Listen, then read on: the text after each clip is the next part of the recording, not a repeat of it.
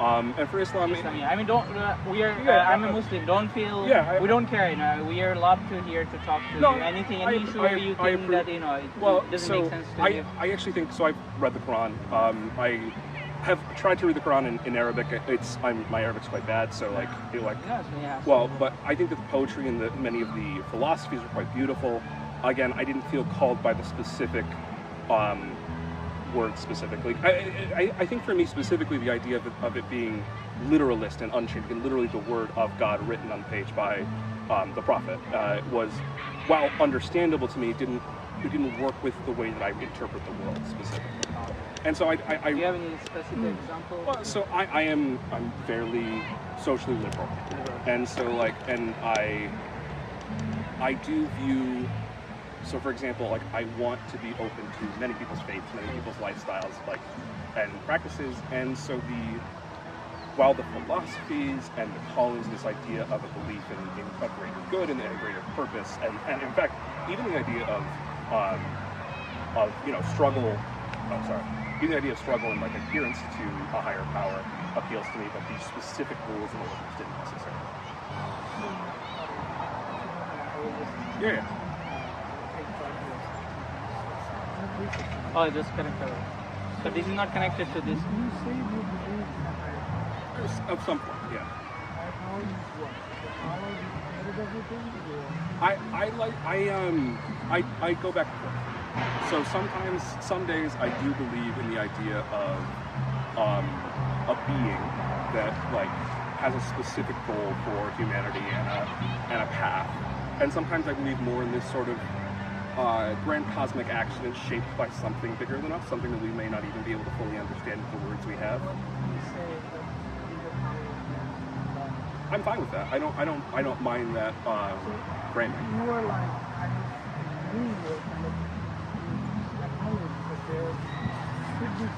Why is that capturing audio?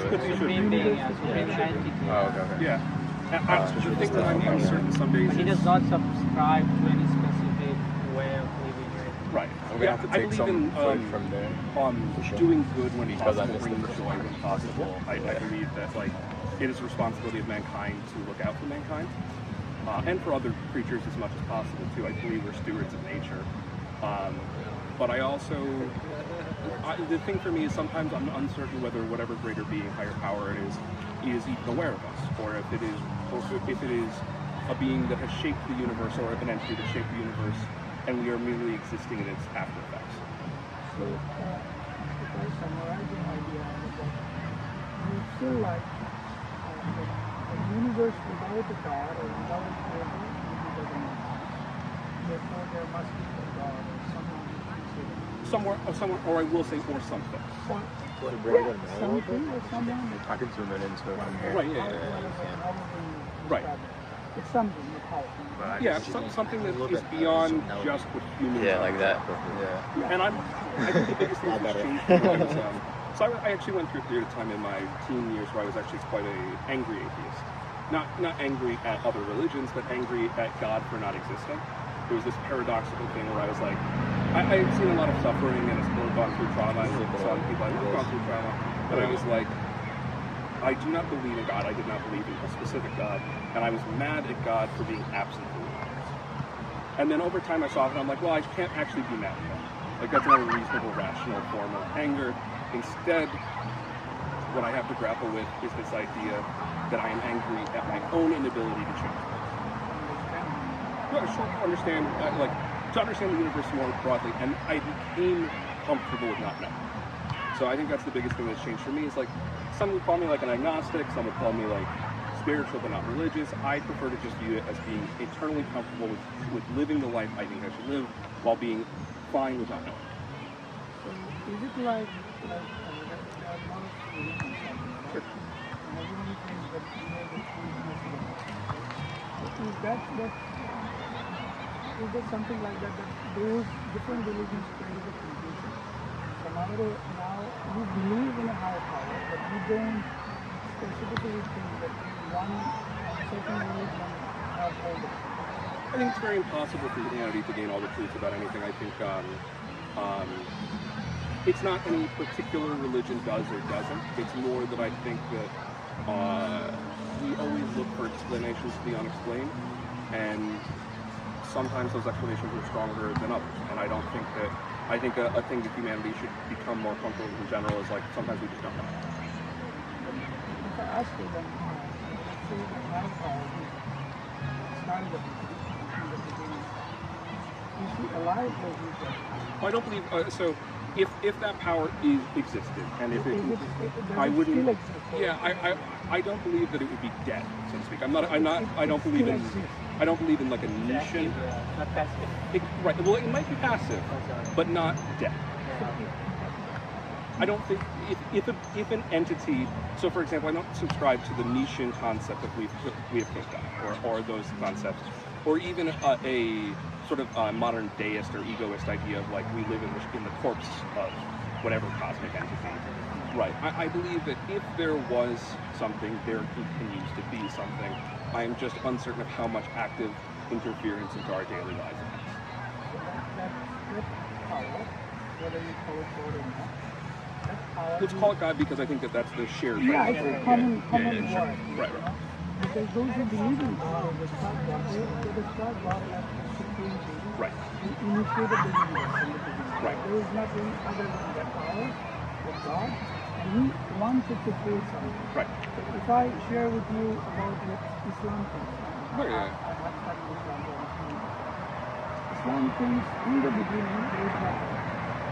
I'm not sure if you were his father, just to give you background, he's a Sunni. So in the beginning, let's say, before the whole universe started, before the Big Bang, Yeah. there was only one being, Sure. that was supreme being. Right.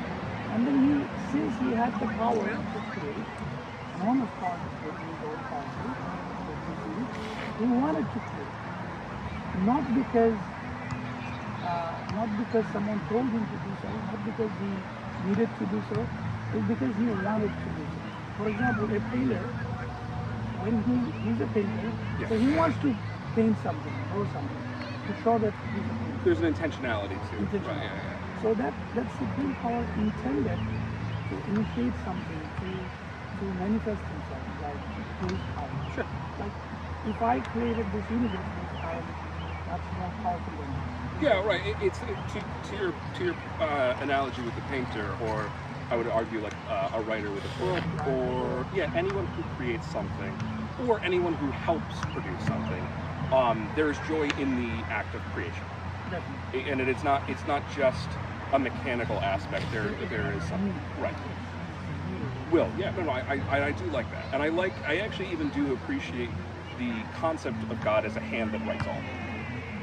Yeah. So now, let's say he did that. Sure.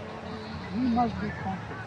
He must be a conscious being. He is not just a random thing. Like everything he did must have some purpose. And that's where I'm a chemist by trade, and this is where You're a chemist. Yeah, this is where I fall off the Don't wagon. mind asking, what's your educational background? I have a bachelor's in chemistry. I specifically physical and analytical chemistry.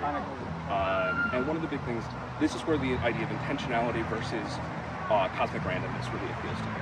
In fact, it's very interesting. If you meet physicists, like true physicists, theoretical physicists, they're either the most or least religious people you'll ever meet. Yeah.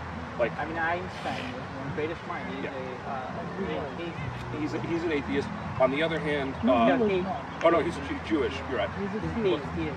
Yeah, a deist. Yes. Same And with then, Newton. He refuted Trinity. He believed in one, Right. for God. and then other You people. have other people. Yeah. Well, who is it? Is it Isaac Newton. Yeah, Newton. I'm trying to remember who. Even the You know, belief. it was Einstein who says God does not play dice with the universe. Yeah. To dispel theoretical physics and quantum physics. I think your fallacy, I see that. You see, there may or may not be, there is a God. Irrelevant or irrespective of that, what God do out there does not impact what we do in this universe, right? That should be a separation, the way we view the world. I think perhaps pragmatically. I could fully buy in I don't have the vehicle for knowing that there is a being out there who is shaping and guiding and who does have a continuous desire for changing how life interacts. But because I do not have the tools for interpretation, it is sometimes best to assume the randomness of the universe plays a part too.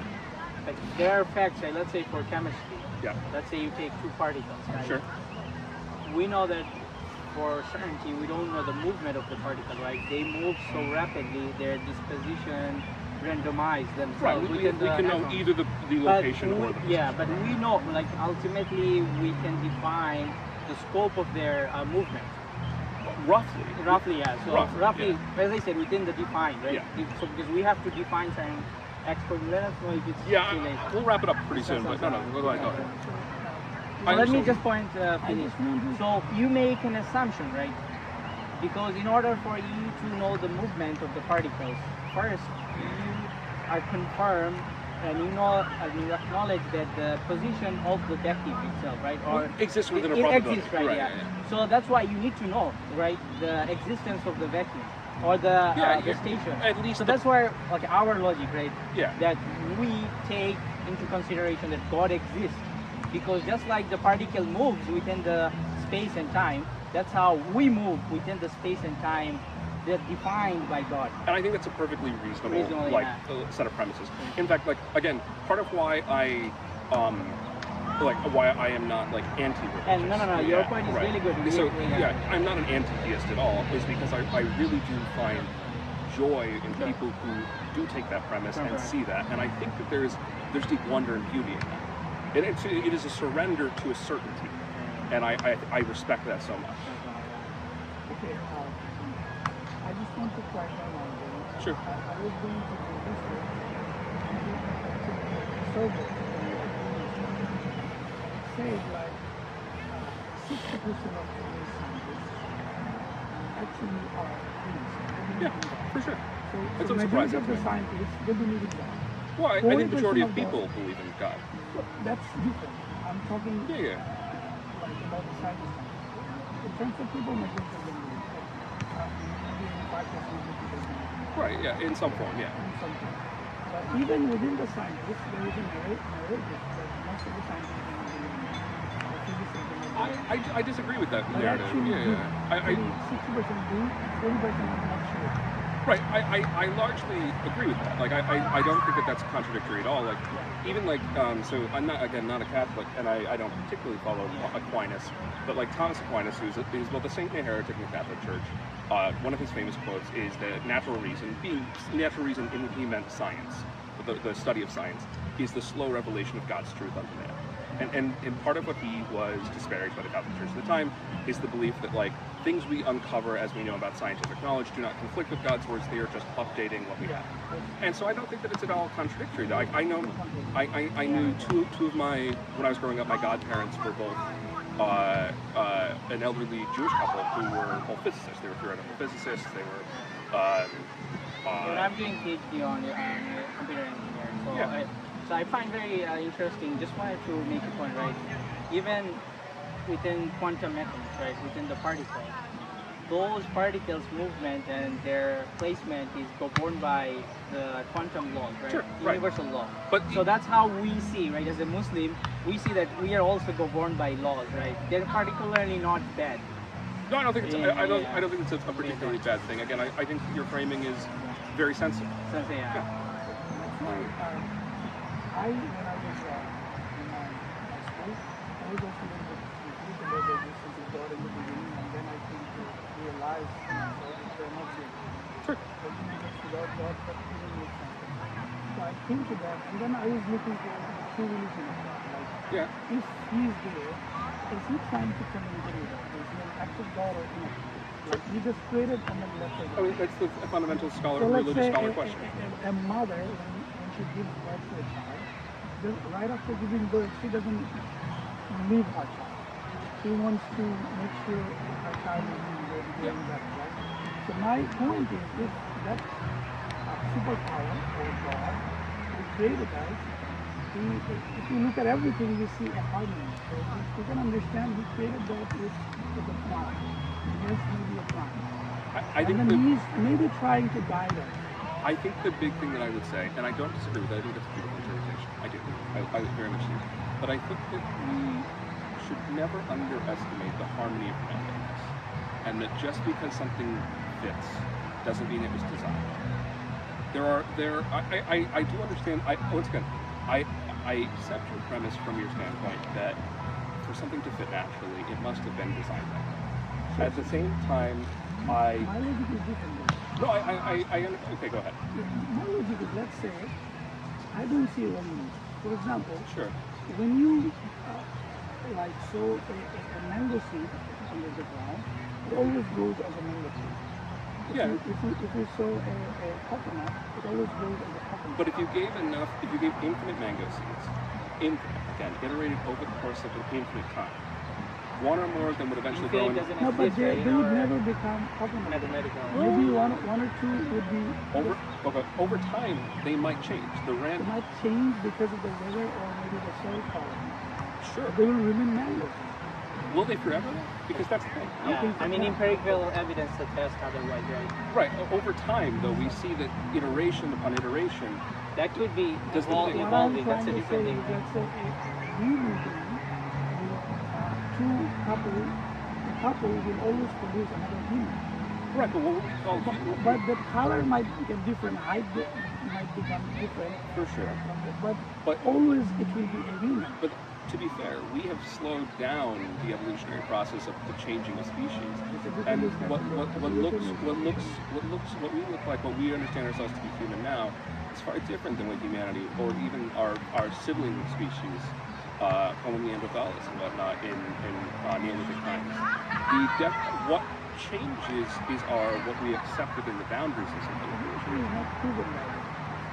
Well, you can say it's not proven, but the preponderance of It needs more hard to believe on evolution than the scientific evidence. we can observe evolution in real You know, time. we do accept certain aspects of evolution. Yeah. We don't want to make it very. Why don't I just keep moving out of the way When further? we deny evolution as a rule, we think human was Yeah, I can understand that. And I do understand why the instinct for that is. I do believe in human evolution because the evidence, in my opinion, is overwhelming.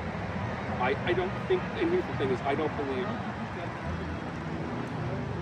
Well, there's fossil evidence that we can see the gradual change of species over time. We can see sibling species. We can see, excuse me,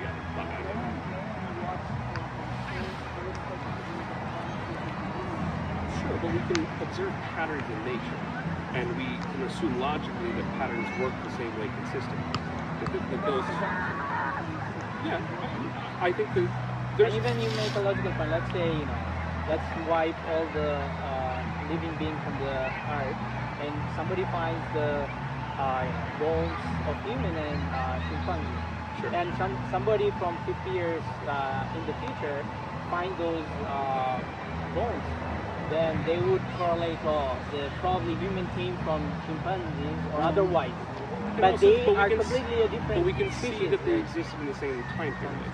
There are other elements that come into it. Again, I do really respect where you come from. I would respect your point, yeah. There is no way.